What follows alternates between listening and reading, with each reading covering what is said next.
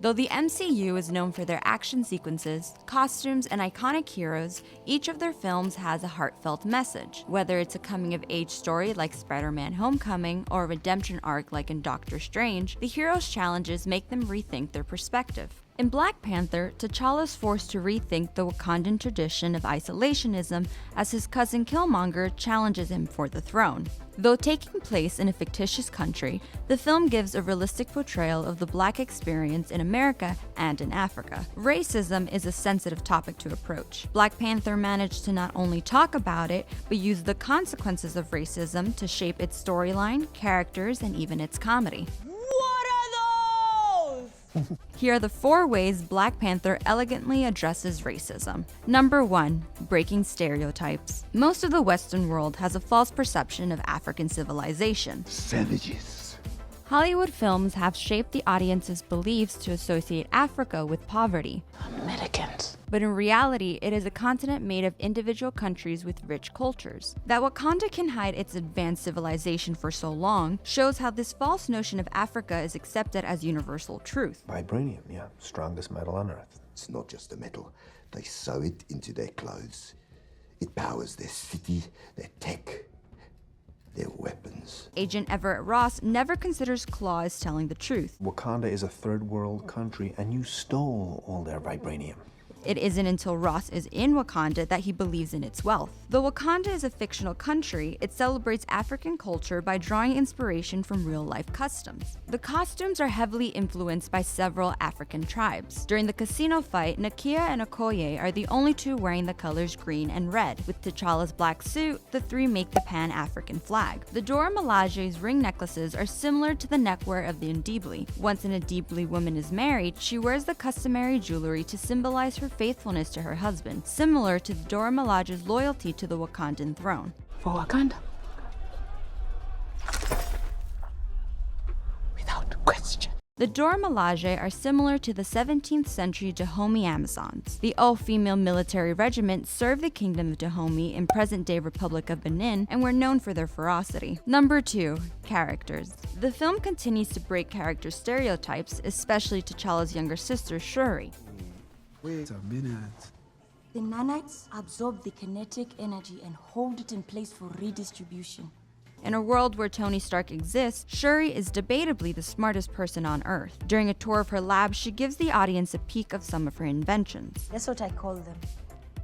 Sneakers. Not all inventors are old white guys, but can be young women of color. Much like the women in Hidden Figures, Cherie is a much-needed role model for girls who aspire to have careers in STEM. Cherie, the Dora Milaje, and T'Challa are all characters that broke stereotypes because they grew up in a country where their culture is celebrated. But what about Eric Killmonger, who was raised in an environment where people of color still face discrimination? Killmonger's storyline shows how the mistreatment of blacks in America often lead to violence, and in Killmonger's case, a yearning for vengeance. When we meet Killmonger, he is visiting a museum and is followed closely by security guards.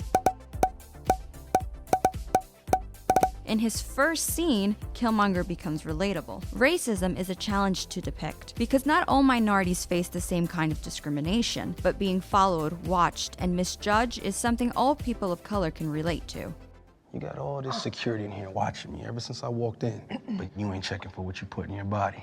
Director Ryan Coogler could have used this scene to make a statement about racial profiling, but instead had Killmonger take advantage of their bigotry to carry out his heist. Throughout the film, we learn more about Killmonger's upbringing. When we unknowingly meet his father, Prince N'Jabu, he's surrounded by weapons. The Prince of Wakanda turning into a criminal shows how American minorities often turn to violence to survive. Killmonger grew up in a rough neighborhood, and knowing this fleshes out his character. When T'Challa and Killmonger were crowned kings, they each drank the heart-shaped herb and entered a spirit plane. These scenes have several parallels. Both relive their father's death and take their rings before communing with them. But that's where the similarities end. T'Challa meets T'Chaka in an open field of a rich millennial-old kingdom filled with ancestral Black Panthers. Killmonger meets his father in their old apartment in Oakland, California. The difference between these settings reflect each character's upbringing. T'Challa grew up with legends of kings past. Killmonger grew grew up in a ghetto detached from his heritage. Going back to his own home and appearing as a child demonstrates how his life was destroyed by his father's death. Upon seeing his father, T'Challa begins to cry, but Njobu says to Eric, No tears for me?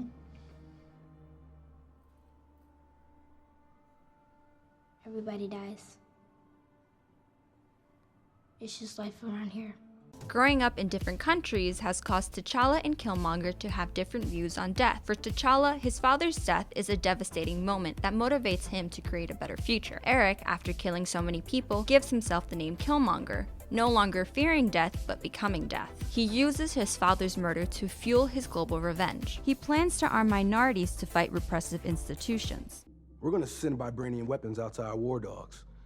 They'll arm oppressed people all over the world so they can finally rise up and kill those in power. To the oppressed, this plan sounds appealing at first, but executing this scheme makes Killmonger into what he hates most, a colonizer. You want to see us become just like the people you hate so much. Killmonger's last line was a heart-piercing moment. Just bury me in the ocean with my ancestors that jumped from the ships, because they knew death was better than bondage.